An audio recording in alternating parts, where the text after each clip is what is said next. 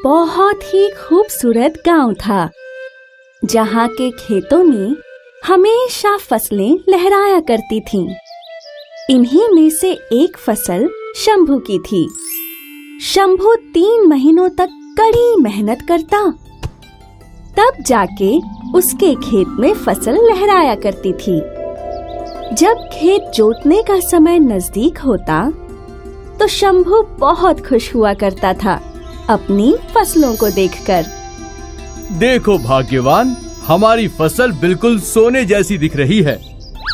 सोने जैसी दिख रही है, लेकिन सोना नहीं है। तुम्हारा तो हमेशा ही मुंह चढ़ा रहता है। कभी फसल को देखकर खुश भी हुआ करो। जब आप खेत से सोना उगाएंगे ना, तब मैं जरूर खुश होंगी। आप जो कुछ भी उगाते हो, उससे तो मुश्किल से हमारा घर चलता है।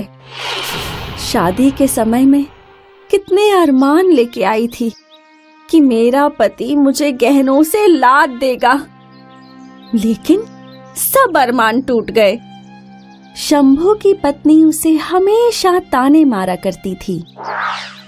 कुछ महीने बीत गए और आज शंभू खेतों की जुताई कर रहा था।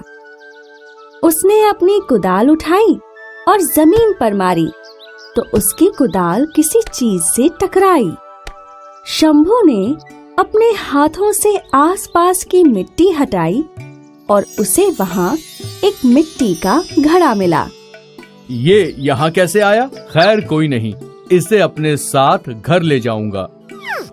शंभू ने घड़े को बगल में रखा और वापस खेत जोतने लगा। सुबह से दोपहर तक मेहनत कर वो बहुत थक गया था। उसने अपनी कुदाल उस घड़े में डाली और उसी के पास पेड़ के नीचे सो गया। जब शंभू उठा तो वो हैरान हो गया, क्योंकि अब एक के बदले 3 कुदाल थी। ये बाकी के 2 कुदाल यहाँ किसने रखी? मेरे पास तो सिर्फ एक ही कुदाल थी। खैर जो भी हो, अच्छा है, मैं इसे घर ले जाता हूँ। शंभू उस घड़े को घर ले गया। अरे भाग्यवान, आज तो गजब ही हो गया। मुझे ये घड़ा मिला और फिर मैंने इसमें अपनी कुदाल रखी, और जब मैं नींद से उठा तो इसके अंदर एक की जगह 2 कुदाल थी। ये देखो, 3।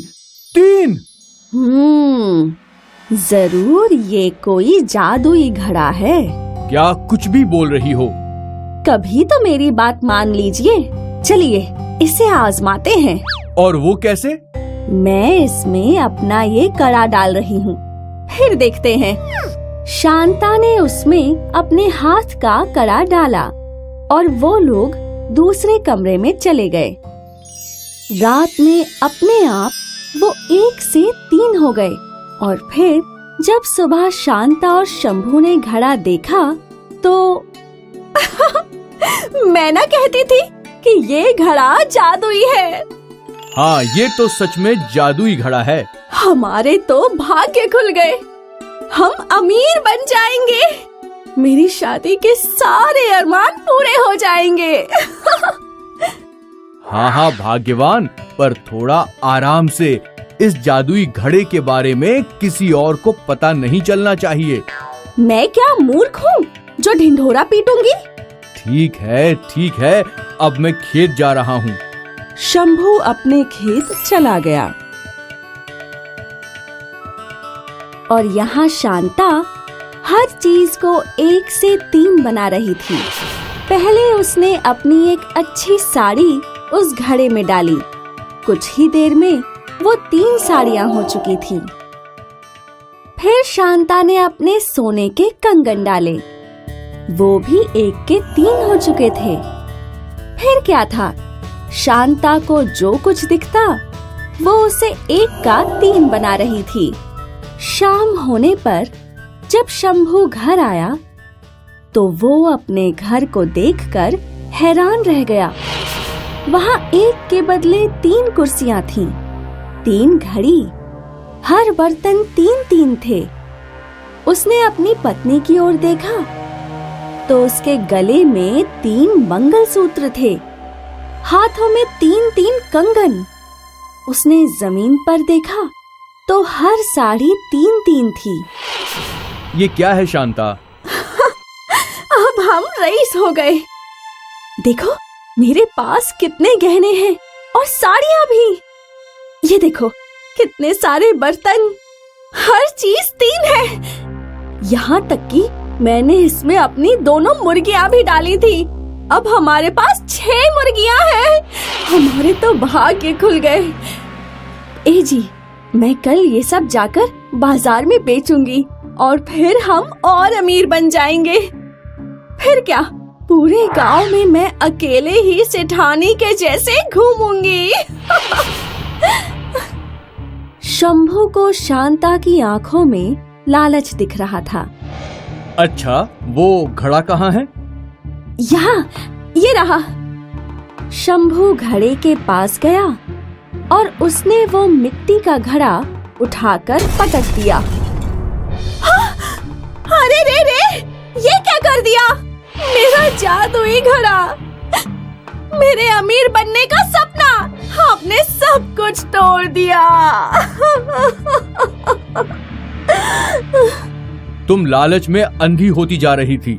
अच्छा है मैंने समय रहते ये आफत का घड़ा तोड़ दिया, वरना ना जाने तुम क्या अनर्थ कर बैठती।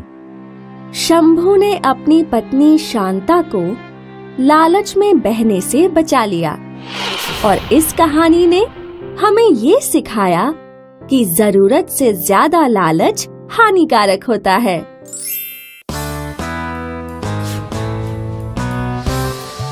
एक समय की बात है, बिरजू नाम का एक किसान था। बिरजू के खेत नहर से बहुत दूर थे। बिरजू को रोज 2 घड़ों में नहर से पानी भरकर खेत तक ले जाना पड़ता था। लेकिन बिरजू बहुत खुश था। उसे इस बात की तसल्ली थी कि नहर के पानी से उसके खेत हरे भरे तो थे। लेकिन बिरजू की पत्नी दीपा को हमेशा ये शिकायत रहती थी कि बिरजू को बहुत कष्ट उठाना पड़ता था। आप कितनी मेहनत करके इतनी दूर तक पानी लाकर इन खेतों को सींचते हैं। अब किसान हूँ तो खेती तो करनी पड़ेगी ना, और मैं तो इसी में संतुष्ट हूँ कि मेरे खेत हरे भरे हैं। आप जो भी बोले, लेकिन मुझे आपकी ये मजदूरी बिल्कुल नहीं पसंद। बिरजू फिर भी रोज घड़ों से पानी लाता गया। एक दिन की बात है, बिरजू ने घड़े उठाए और उसने देखा कि एक घड़े के ऊपरी हिस्से में एक छेद हो गया था। लेकिन वो देख बिरजू मुस्कुराया। बिरजू घड़े लेकर नहर पर गया और रोज की ही तरह उसने घड़ों में पानी भरा और उन्हें अपने कंधों पर लाद कर लौटने लगा। जो घड़ा फूटा हुआ था उस घड़े में से पानी चूने लगा, लेकिन बिरजू फिर भी नहीं रुका। वो खेतों तक पहुंचा और उसने देखा कि एक घड़ा तो भरा हुआ है पर एक आधा खाली है। बिरजू ने बचे हुए पानी से खेत सींचा। हर रोज बिरजू को 6 बार घड़ों से पानी लाना पड़ता था, लेकिन अब उसे 8 बार पानी लाना पड़ रहा था। ये देख उसकी पत्नी दीपा बोली, इस फूटे घड़े को फेंक क्यों नहीं देते? इससे तो सिर्फ आपकी मेहनत बढ़ ही रही है। तुम नहीं समझोगी इस फूटे घड़े का महत्व। वक्त आने पर तुम्हें जरूर बताऊंगा। बिरजू फिर भी अपने दोनों घड़ों से खेत को सींचने के लिए पानी लाता रहा।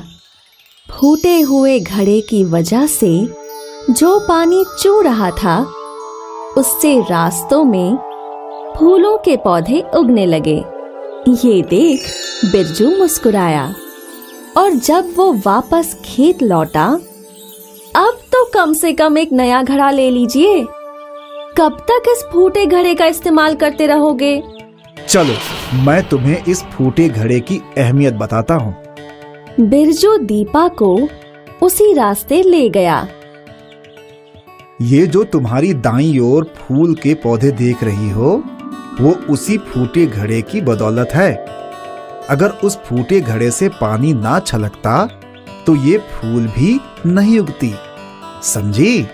दीपा फूलों को देखने लगी और जैसे ही उसने एक फूल की पंखुड़ी छुई, वो फूल खिल गया और उसमें से एक नन्ही सी परी बाहर आई। बिरजू, तुम बिल्कुल सही थे कि हर चीज जैसी होती है वैसी ही उसे स्वीकार करनी चाहिए।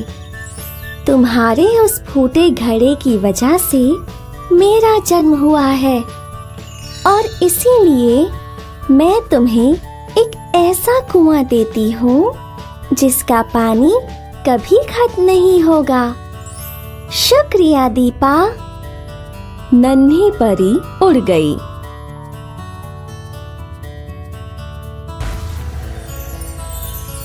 मैं नहीं कहता था कि वो फूटा घड़ा बहुत ही मूल्यवान है।